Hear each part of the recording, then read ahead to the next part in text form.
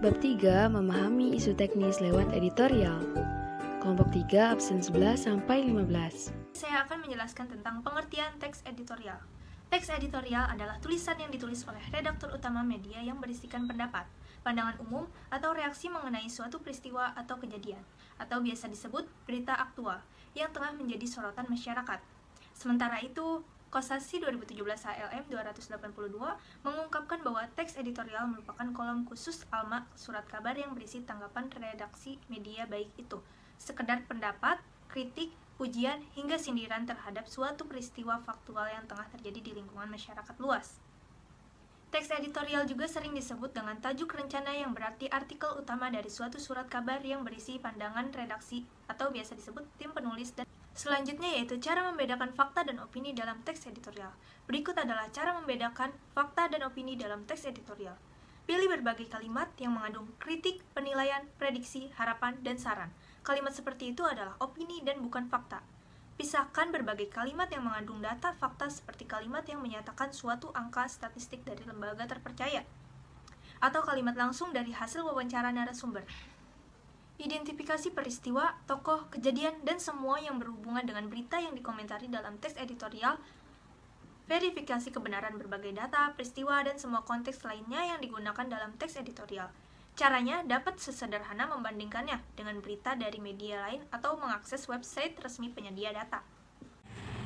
Struktur teks editorial. Karena teks editorial adalah suatu opini atau pendapat, maka teks ini termasuk ke dalam teks eksposisi. Dengan demikian, struktur umum dari teks ini juga meliputi tesis, argumentasi, dan penegasan. Berikut adalah penjelasan lengkap berdasarkan yang diungkapkan oleh tim Kemdikbud 2017 halaman 98. 1. Tesis merupakan pendahuluan teks editorial berupa pendapat dan gambar umum mengenai isu yang dikomentari. 2. Argumen.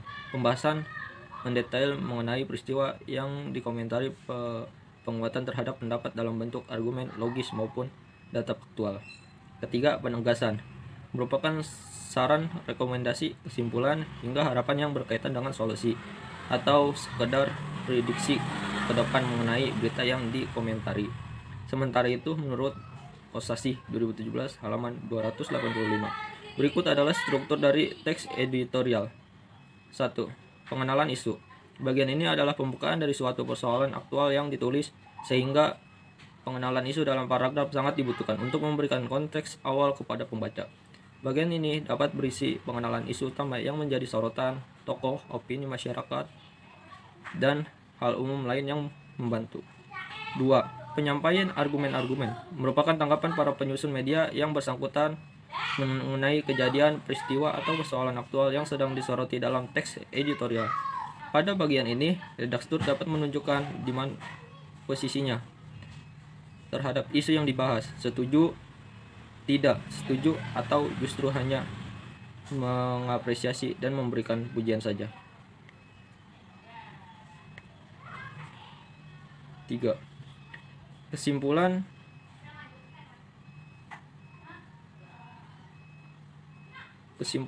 saran, ataupun rekomendasi. Bagian ketiga ini adalah penutup dan dapat dikatakan menjadi sikap akhir, saran, kesimpulan, maupun rekomendasi dan informasi yang dikomentari.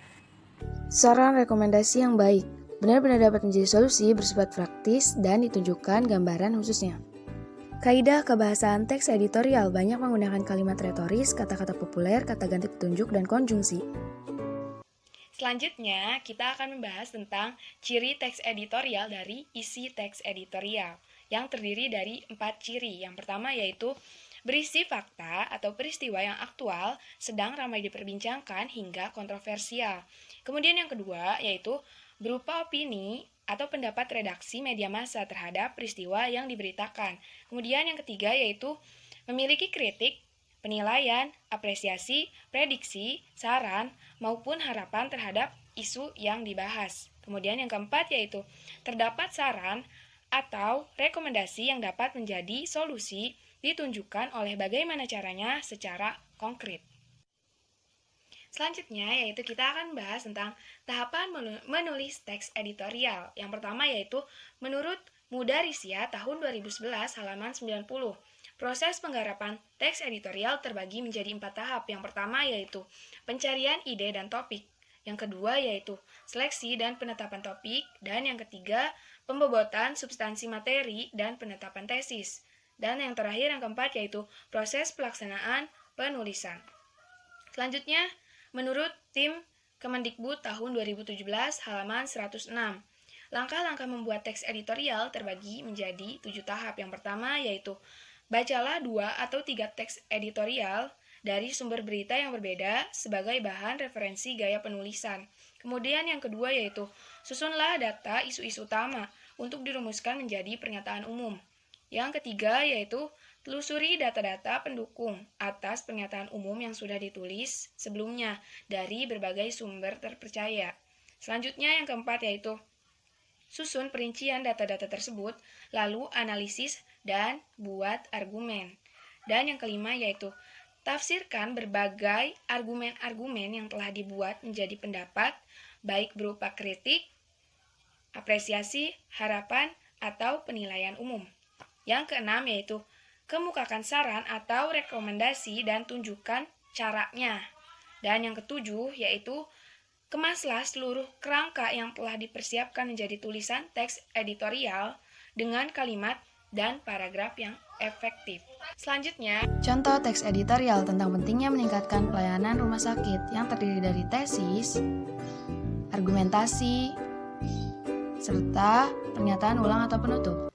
Sekian dari kelompok kami. Wassalamualaikum. Thanks for watching. Jangan lupa like, share, comment, and subscribe. Bye.